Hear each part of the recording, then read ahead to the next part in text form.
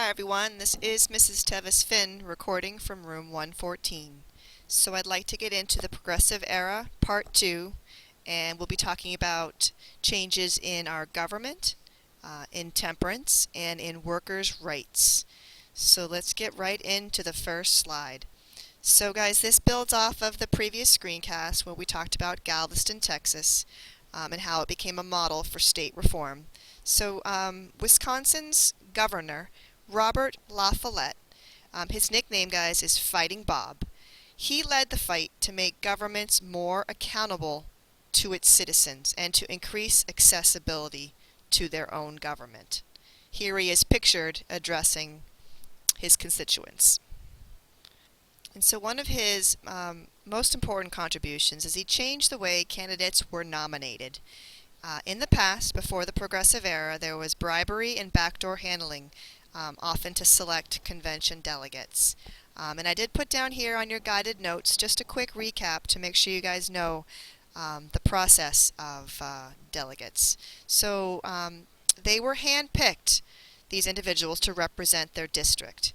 And then these people, guys, would vote on which candidate would go to the final election. So I put down an example of Stuco to see if you guys can relate to that, an example. So in order to finalize the group of students to be eligible for an election, a group of delegates from each grade would get to vote. And hopefully their vote would represent who the class wanted.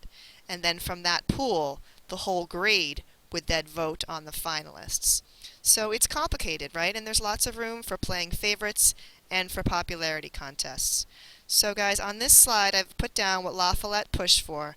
You can put down he pushed for this new law which required parties to hold, you guys can fill in, a direct primary. So that's where all party members can vote for a candidate to run in the general election.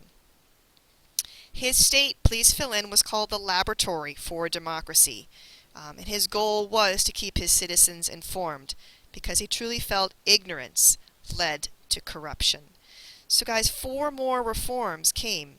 He really forced legislators to listen to their voters. And so here's the changes that came out of this laboratory of democracy. The initiative. So guys, a group of citizens now is permitted to introduce a law. So their legislation then would require legislators to vote on it. So I have here on the right, a picture of signatures, right? So then you would bring that to your legislators to vote on the issue. So that's important to give, citizens a voice and to give them some power. Next that came about is a referendum. And this, guys, allowed citizens to vote on laws directly without going to the legislators. So I put down on the right an example, a modern day example of same-sex marriage. So, instead of going to Congress, now you actually, as voters, can weigh in on a very important issue. Alright, so let's get into the next change. I skipped ahead, is a recall.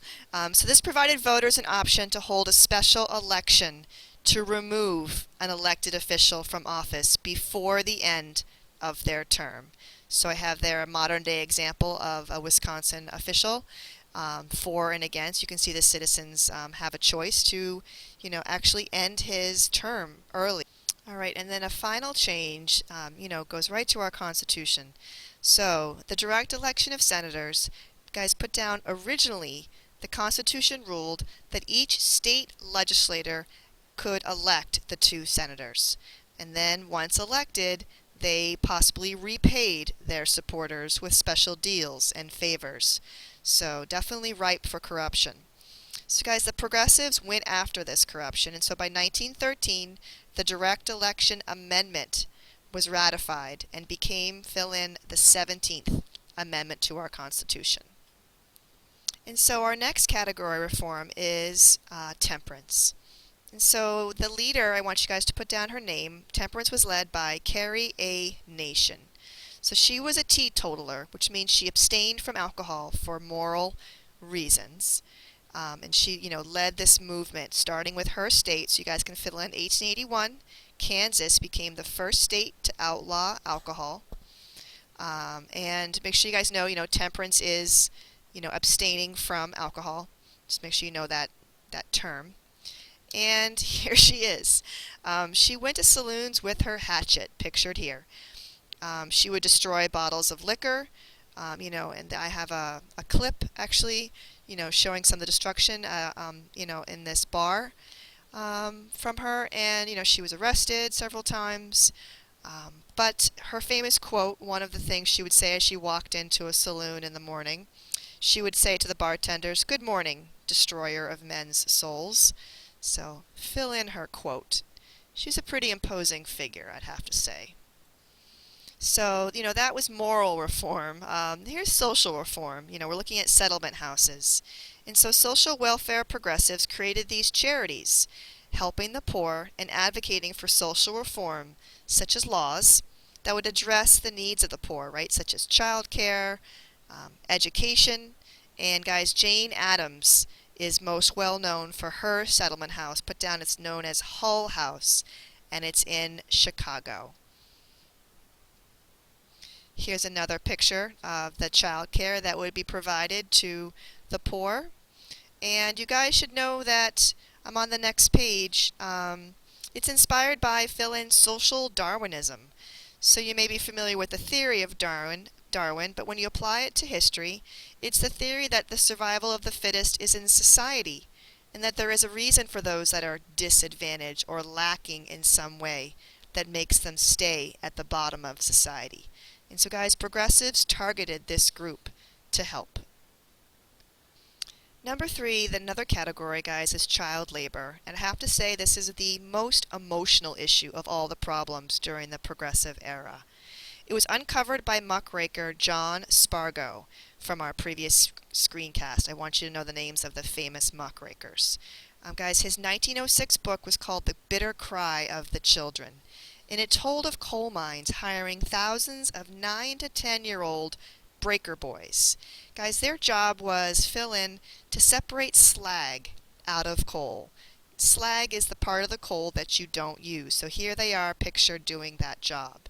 They were paid 60 cents for a 10-hour day, and they damaged and crippled their backs and hands.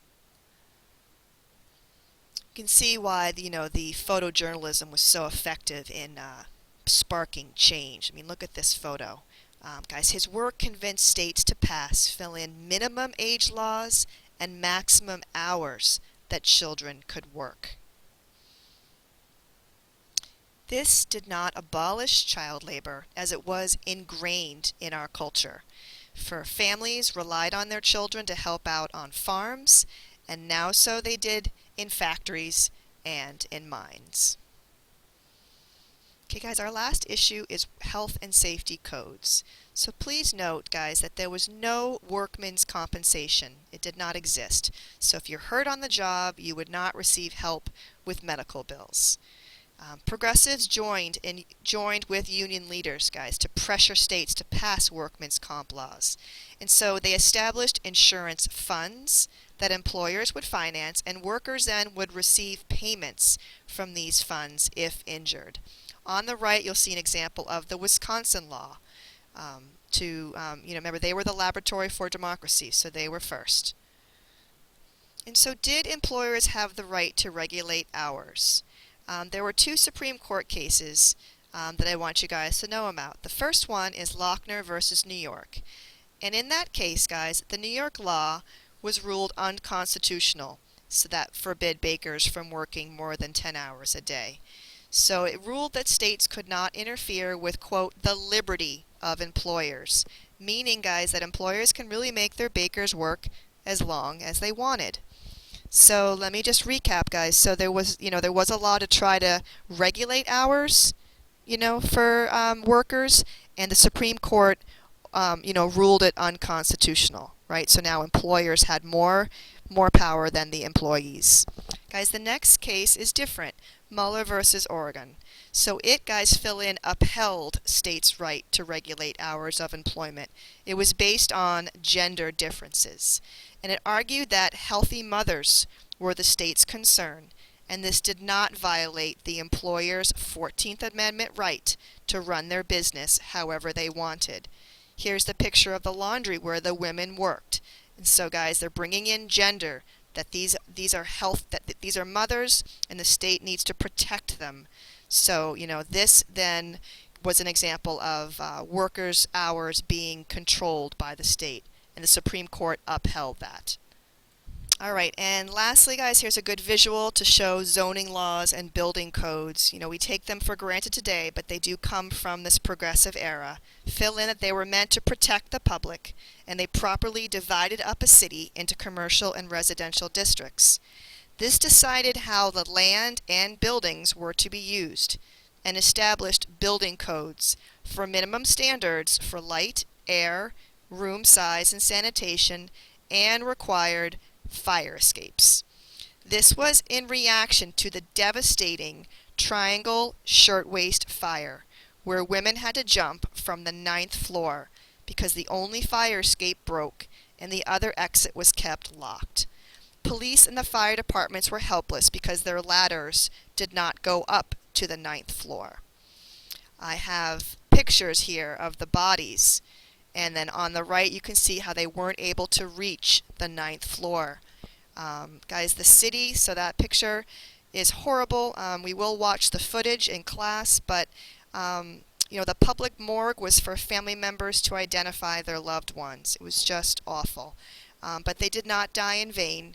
There were changes made to public safety and to building codes for fire. This is Mrs. Tevis-Finn, signing off.